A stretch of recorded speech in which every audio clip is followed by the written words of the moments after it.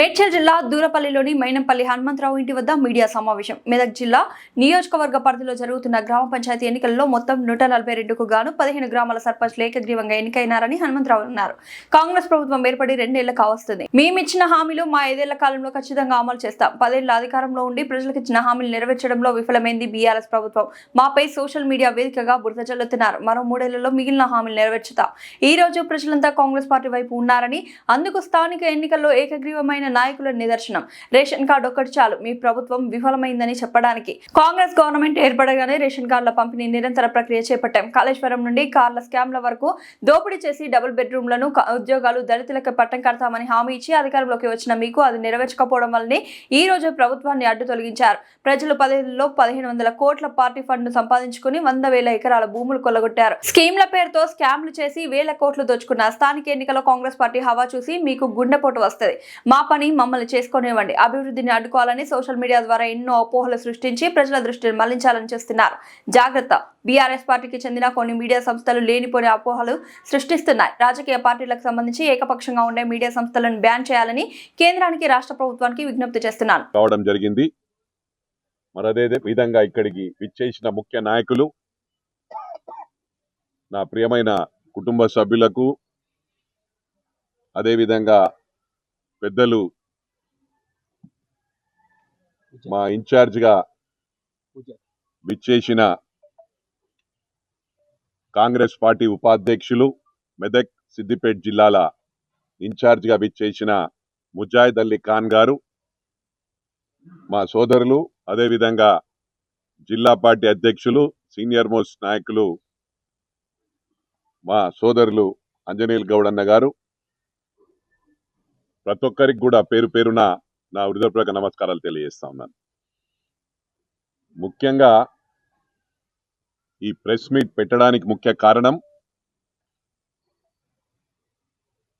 ఒకటి, ముఖ్యంగా బీఆర్ఎస్ వాళ్లకు తెలియజేయడానికి ఈరోజు ఈ ప్రెస్ మీట్ పెట్టడం జరిగింది. మా ప్రభుత్వం వచ్చి 2 సంవత్సరాలే అయింది. ఆ 2 సంవత్సరాలు కూడా పూర్తి చేసుకోవడం జరిగింది. ఏవైతే హామీలు ఇచ్చామో 1 by 1 అన్నీ కూడా పూర్తి చేస్తామని చెప్పి కూడా ఈ సందర్భంగా తెలియజేస్తా ఉన్నాం. మొదలైనప్పుడు ఇంకా ఆగదు. మాకు గడువు ప్రజలు మ్యాండేట్ ఇచ్చింది 5 సంవత్సరాల కోసం మ్యాండేట్ ఇచ్చారు. 5 సంవత్సరాల్లో ఏవైతే హామీలు ఇచ్చారో అన్ని హామీలు కూడా మా ప్రభుత్వం పూర్తి చేస్తుందని చెప్పి ఈ సందర్భంగా తెలియజేస్తా ఉన్నాను. ఈ బీఆర్ఎస్ వాళ్ళు ఎందుకు తొందరపడుతున్నారో తెలియట్లేదు.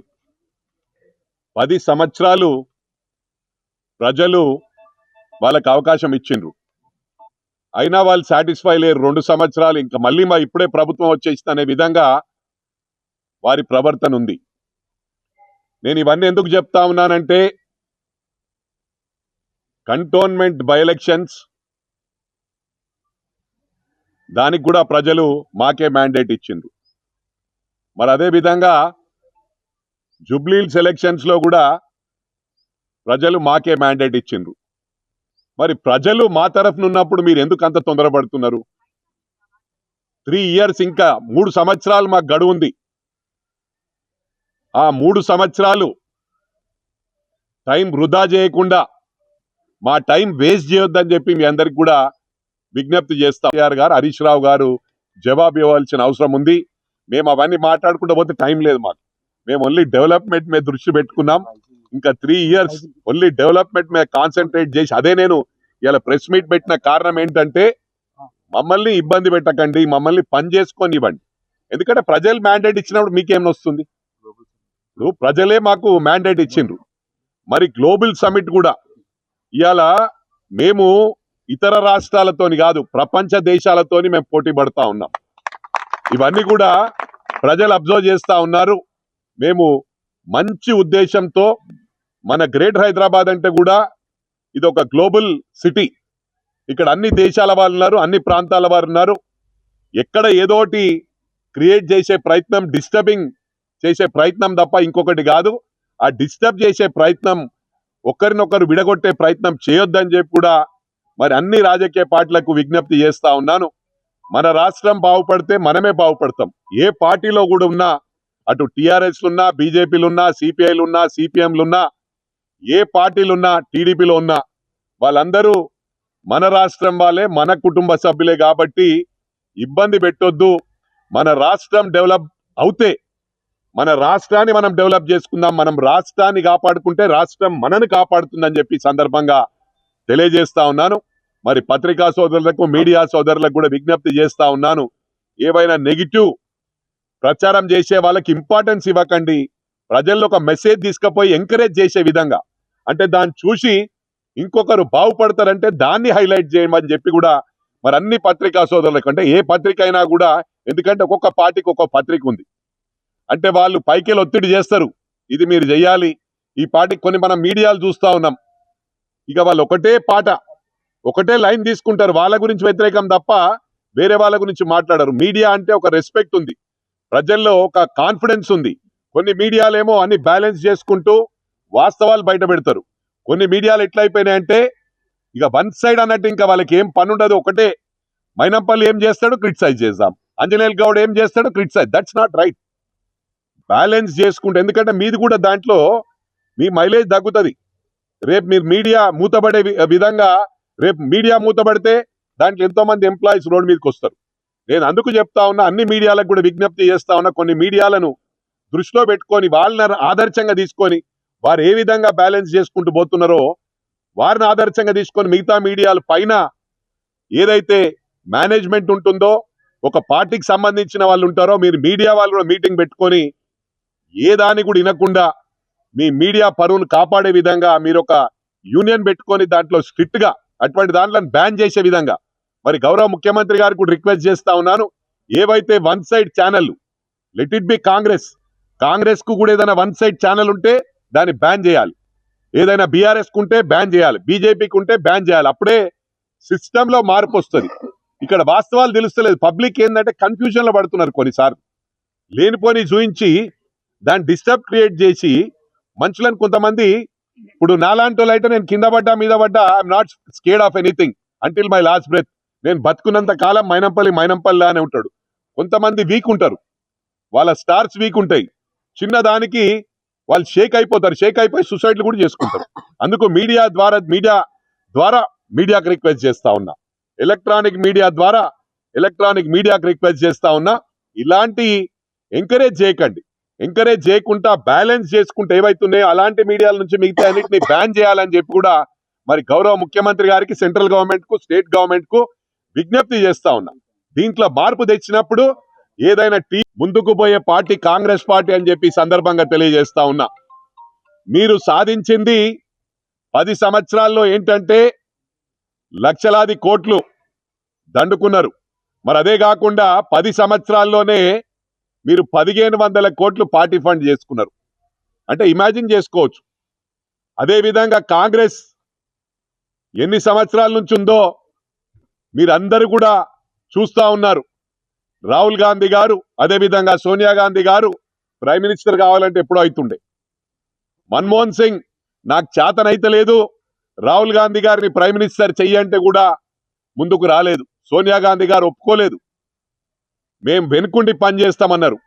Still on today, for your kind information, Rahul Gandhi గారు ఎకానమీ ఫ్లైట్ లో ట్రావెల్ చేస్తాడు. ఇవన్నీ కూడా ప్రజలు గమనిస్తా ఉన్నారు. వారిది సాక్రిఫైస్ ఫ్యామిలీ, వాళ్ళ నానమ్మ వాళ్ళ కళ్ళ ముందే చనిపోవడం జరిగింది, కాల్చి చంపారు. వాళ్ళ నాన్నగారిని, రాజీవ్ గాంధీ గారిని సూసైడ్ స్క్వాడ్ మరి అక్కడ చంపడం జరిగింది ఎల్టీటీ వాళ్ళు.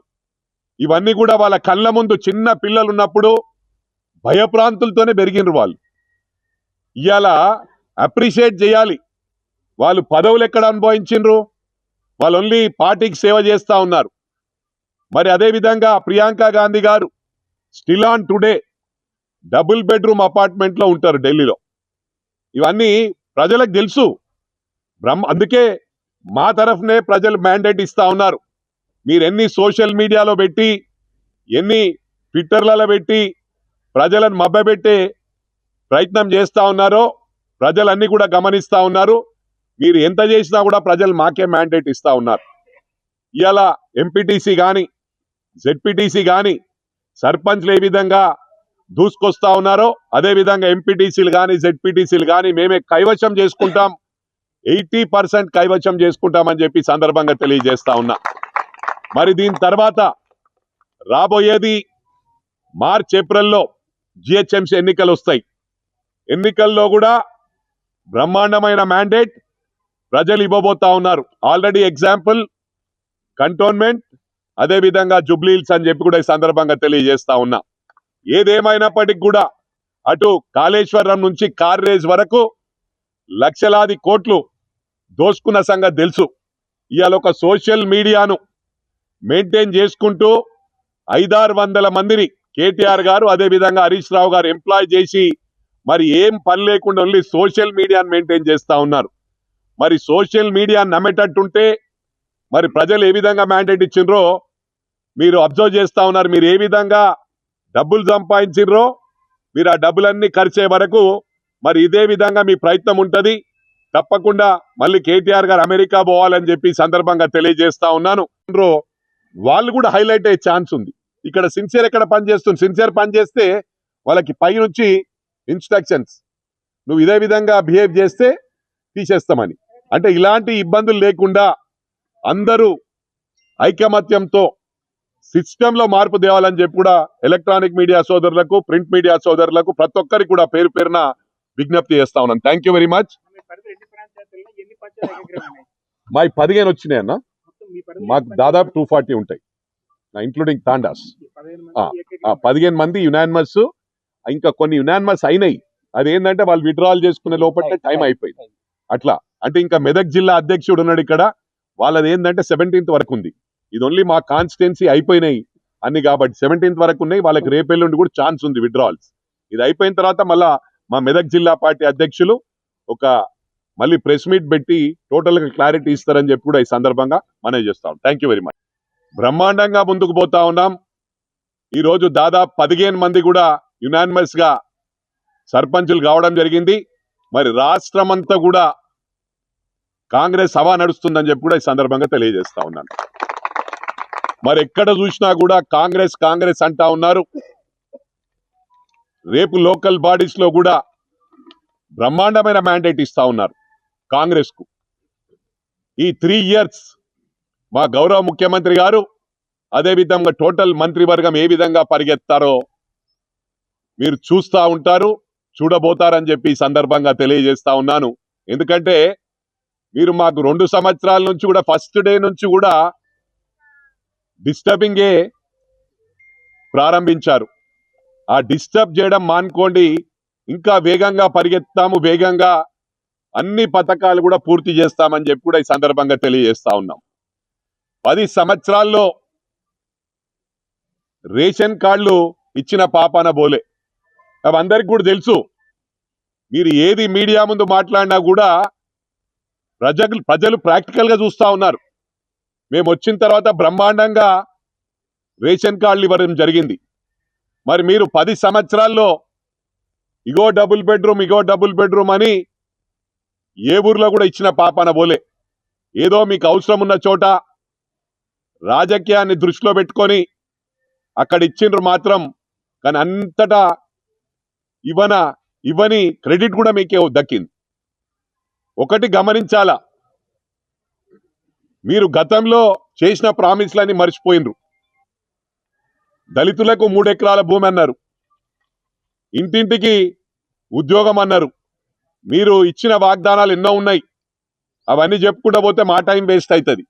నేను ప్రజలకు గుర్తు చేస్తా ఉన్నా, వాళ్ళు ఏమేమి హామీలు ఇచ్చిండ్రో మనం అన్ని కూడా గమనించినాం.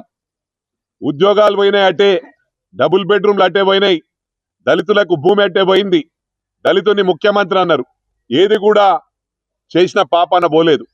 ఫస్ట్ మీరిచ్చిన వాగ్దానాలు చేయలేకపోయినరు. మాకు టైం ఉంది, we have enough time. Hardly 2 years complete చేశాం మేము. ఇంకా 3 సంవత్సరాలు ఉంది. 3 సంవత్సరాల్లోగా అన్ని కూడా పూర్తి చేస్తామని చెప్పి ఈ సందర్భంగా తెలియజేస్తా ఉన్నా మరోసారి ఇదే విధంగా మరి మీడియా ద్వారా ఎలక్ట్రానిక్ మీడియా ద్వారా పత్రికల ద్వారా తెలియజేస్తా ఉన్నా మమ్మల్ని పని చేసుకోనివ్వండి, రెచ్చగొట్టే ప్రయత్నం చేయకండి. రెచ్చగొడితే మమ్మల్ని తట్టుకునే పరిస్థితి మీద ఉండదు. ఎందుకు చెప్తా ఉన్నా అంటే ప్రజలు మా వెంటనే ఉన్నారు. మేము గ్రౌండ్ లో ఉండే వాళ్ళం, సోషల్ మీడియా నమ్ముకొని పనిచేసే వాళ్ళం కాదు. మురిగే కుక్కలు మురుగుతా ఉంటాయి. కార్ ఎంత స్పీడ్ పోయినా కూడా స్పీడ్ పోయినంతసేపు మురుగుకుంటూ వెనుకొస్తాయి. ఒకసారి బ్రేక్ వేస్తే ఆగిపోతాయి. మరి మీరు అదే విధంగా మేము బ్రేక్ వేస్తే మొత్తం పారిపోతారని చెప్పి కూడా ఈ సందర్భంగా తెలియజేస్తూ మరి అదే విధంగా మీడియా ఎలక్ట్రానిక్ మీడియా సోదరులకు మరోసారి ఇప్పుడు కవిత